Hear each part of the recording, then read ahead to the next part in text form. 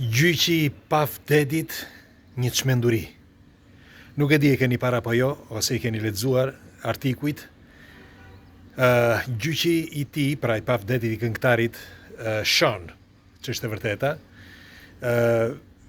është hapur në datën 5 maj. Por ato që kanë nxjerr nga ky gjyq është vërtet drithëruese. Unë dua të nënvizoj që edhe Bieber, Justin Bieber, kohët e fundit ka probleme të mëdha. Por dëgjojeni me vëmendje deri në fund. Atëre ne mundohemi që t'informojemi sepse përveç se informohemi çfarë ndodh mes nesh, por se çfarë fshihet pas nesh. Kjo është më e rëndësishmja. Dhe duhet kuptuar ndonjëherë sepse siç ju pata thënë edhe në fillim videon e parë që kam bërë për sa I përket pavdedit, shpresojmë thash që ai të arrit deri në momentin e gjyqit, sepse ka shumë mundësi thash që mos të edhe si dihet, gjatë rrugës mos të mbijetoj. Dhe pikë së pari, e para një, kush është rastësisht që nuk e ka bërë ende like faqes, nëse është e mundur le t'i bëj like faqes që të shihemi sërish dhe ju falenderoj që jemi për herë bashk. Respekt të gjithëve. Pikë së pari, pavdedi ishte ose është vetëm një copëz e vogël e ajkës së madhe. Dhe nëse ai shpërthen, padyshim do krijojnë probleme të mëdha. Por nëse keni vënë re, pavdedi është plakur jashtëmase. E keni vënë re apo jo? Sikur ai të ishte 30 vjeç, më përpara, para se të arrestoj, dhe tani është kthyer në 70 vjeç. Shikojeni. Është zbardhur komplet, thinja të bardha gjithandej, dikush mendon që ai më përpara lyente flokët, mirë po nuk kishte, sepse ai edhe mjekrën e kishte të zezë, tani e ka të bardhë, edhe mjekrën. Pra mjekra dhe flokët janë komplet të bardhë. Dhe pyetja është, çfarë po ndodh? Ai me zor, ndoshta me zor po mban veten që të tregoj disa sekrete që nuk duhen treguar, apo po përjeton vetëm thjesht një problem si gjithë të tjerët, me fjalë që nga një sukses I madh dhe tani një shkatërrim drastik. Shiko, ka disa gjëra që kanë dalë nga ky gjyq. Unë do t'ju tregoj vetëm njërin prej tyre. Dhe lexova dhe më dridhej mishi që të flasësh për këtë. Mirë po, duhet I themi, sepse si thash, përveç se t'jemi të informuar çfarë fshihet pas. Pavdedi, kur bënte marrëdhënie, ose Shoni, kur bënte marrëdhënie me Casey-n, me të dashurën e tij, gjatë marrëdhënieve, ai në praninë e tij ishte nëna e tij. Po, teksa ai bënte marrëdhënie. Pra, ishte e detyruar kjo sken që t'ishte edhe nëna e tij. Pra, sikur nëna e detyronte që ta shihte, teksa ai bënte marrëdhënie me të dashurën e tij, nëna e tij. Dhe tjetra është që nëna, sipas dëshmive, e detyronte që ai të bënte sadomazin, pra që ta trajtonte keq atë vajzë. Teksa ai bënte marrëdhënie, ta qëllonte, ta rrihte, t'i shkulte flokët apo ku ta di unë. Dhe nëna kënaqej duke parë.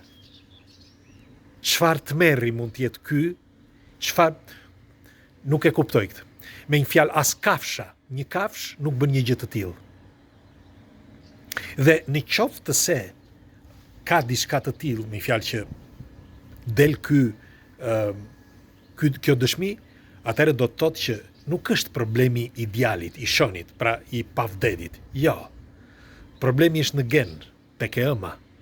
Është problemi I saj, ajo se si e ka rritur, ajo se si e ka lindur dhe ka rritur. Pra ky është problemi kryesor. Është turp I madh. Sepse siç thon edhe shqiptarët, nuk mund të lind një trëndafil në mes të ferrave, apo jo? Sepse duhet të ketë se s'bën një farë trëndafili që të lind nga ajo tokë. Nuk mund të lind trëndafili nga ferra. Dhe e njëjta gjë ndodh edhe me këtë. Pra, si mundet që një paf dedi të bëj kaq mizor, me një fjalë që tregoj i mirë, por që u kthye në një mizor, kështu, kot. Pikërisht pra, sepse mendoj që pas ti, edhe ndoshta jo vetëm e jema, por edhe i ati. Edhe pse ai nuk ishte më, po shiko, një moment të tillë të vështirë po e kalon edhe Biberi nuk po ha më. Është dobësuar shumë dhe e fejuar e tij ka lënë, e lexova atë lajmin, me një fjalë pash në video, ku ajo e fejuara thotë që le të lutemi për Biberin. Të lutemi për të thonë, sepse po kalon një moment të vështirë. Çfarë momenti të vështirë kalon? Biberi është një nga këngëtarët më të mëdhenj. Dhe pse mos të hajmë, pse të dobësohet apo ku ta di unë. Dhe më përpara bënte edhe disa mesh të flokëve, i ngjyente flokët te andej, tani nuk i prek më flokët, rri brenda vetëm, mbyllet brenda dhomës dhe nuk flet me askënd. Pse? Mos ndoshta sepse Pavdedi ka jo vetëm dëshmi, por ka edhe materiale të pakundërshtueshme për këtë Biberin, nuk e di. Megjithatë, është një moment shumë delikat, sepse jo vetëm për Pavdedin, siç u thash, edhe për Justin Bieber, por është edhe për muzikën në përgjithësi, sepse siç u pata thënë para disa kohëve, ata që kontrollojnë çdo gjë duhet të pickojnë, sepse erdhi momenti që të fshihen disa ose të rënojnë disa fuqi të mëdha që janë në fëmijë, në muzikë, në financë, gjithandej. Dhe kjo do bëj një rrëmuj të madhe. Pra deri në vitin 2030, pastaj pas vitit 2030 do jenë më të shpeshta, por deri në vitin 2030 do ketë probleme të mëdha, me fjalë këto lëvizje të mëdha, financiare, shoqërore, etj. Dhe janë pothuaj 30% atyre që fshihen pas, që jo vetëm kanë frikë, por po largohen. Disa po largohen dal nga dal, me fjalë që të tërhiqen dal nga dal, që mos të kenë, por ç'është e vërteta, kanë prova gjithandej. Të mëdhenjt e din, ata që kontrollojnë e din shumë mirë. E din se kush është, sa janë edhe kush janë. Por nuk mund të flasin, sepse rrëzohet sistemi i tyre, sepse çdo gjë mbahet me pislëk në këtë botë, çdo gjë që na rrethon.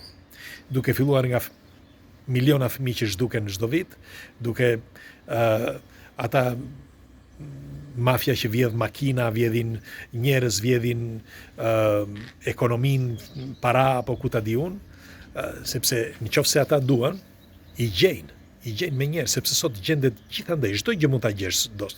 Sot e gjen me njerë. Nuk është si më përpara që nuk e gjeje dot, sot e gjen. Po të duash e gjen. Por nuk duan sepse pikërisht pra. Pse nuk duan? Sepse ata janë. Pra ata e bëjnë kontrollin. Dhe nëse çdo gjë do të ishte mirë, do të ishte bukur, do të ishte fantastike, atëre s'kishte nevojë, s'ka nevojë as për shërbime sekrete, as për polici, as për gjë, as për një gjë.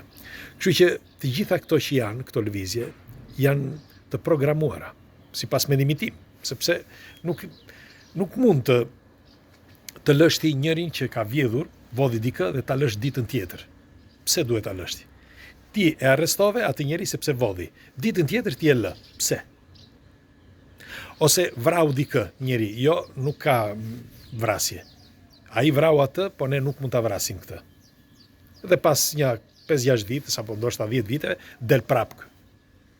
Pra, ka shumë gjëra që nuk funksionojnë. Dhe këto që nëse nuk funksionojnë, atëherë unë mendoj që janë të programuara.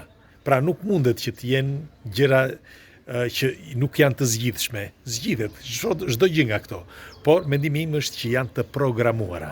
të programuara, të rregulluara në tavolinë, të bëra sipas sistemit që ata kanë, sepse nëse shiko, një hajdut vjedh vetëm aty ku ka për të vjedhur, sepse një që nuk ka ku të vjedh, nëse vjedhin diku, me fjalë, jemi në një shtëpi dhe nuk vjedh askush, ai pronari i shtëpisë, nëse do vjedh diçka, do e marrë vesh të gjithë. Por nëse pronari i shtëpisë do t'i lë të gjithë pjesëtarët e familjes që secili të marrë diçka, dhe ai normal që do marrë më shumë, askush nga këta nuk do flasi. Ky është më erdhi kështu fantastike dhe ky është si mund të quhet, fakti më i thjeshtë. Me fjalë, si mund të quhet, është gjëja më e thjeshtë për ta menduar. Pra, nëse brenda një familje, nëse nuk vjedh askush, çdo gjë shkon shkëlqyeshëm. Sepse s'vjedh askush, çdo gjë shkon mirë. Por ai që drejton, nëse vjedh, e kuptojnë të gjithë. Kështu që çfarë bën ai? Lë disa që të vjedhin, që ata mos të flasin, njëkohësisht edhe po të flasin ai bëhet rrëmujë e madhe, dhe ja, u zgjidh. Ai pastaj mund vjedh sa doj. Apo jo? Kështu që unë mendoj që është e qëllimshme çdo gjë. Kështu që çfarë do dal pas vdetit, nuk e di. Por nëse ai do hapi kutinë e Pandorës, unë jam i bindur që do bëhet një rrëmujë kaq e madhe që duhet ikur nga Amerika. Një pjesë e madhe duhen që të ikin nga Amerika, po flas për të mëdhenjt. Kështu që nuk e di derisa ai do e mbaj këtë, me një fjalë se kush ka qenë në ato mbrëmje që ai bënte, kush i drejton, kush i merr paratë etj. Do t'ju them edhe diçka tepër të rëndësishme. Në të gjitha ato që ka dalë edhe nga ky gjyq, në të gjitha këto probleme që i kanë nxjerrë pa vdetit, ka dhe diçka tjetër. Një sekuencë që ata kanë gjetur për sa i përket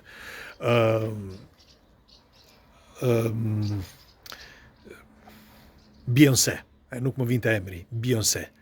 Me një fjalë, në çdo fest, në çdo vend, duhet fitonte vetëm Beyoncé. Në çdo vend. Bile disa nga këngëtarët apo nga këngëtarët kërkonin falje kur u zgjodhen. Bile disa nga këta edhe iknin, nuk i morën çmimet, sepse kishin frikë se mos i vrisnin. Pikërisht pra sepse e dinin që pas Beyoncés kishte një grup të madh, jo i thjeshtu, por jo vetëm mafioz, por shumë herë më i madh. Kështu që duhet fitonte se s'bën Beyoncéa. E dini sepse? Sepse përveç se Beyoncéa jepte një 90%, thuhet 80-90% ja kalonte kësaj shoqërie, pra 20% mante vet, nuk ishte anasjelltas, por një pjesë e madhe këtyre parave shkonte diku për dikë.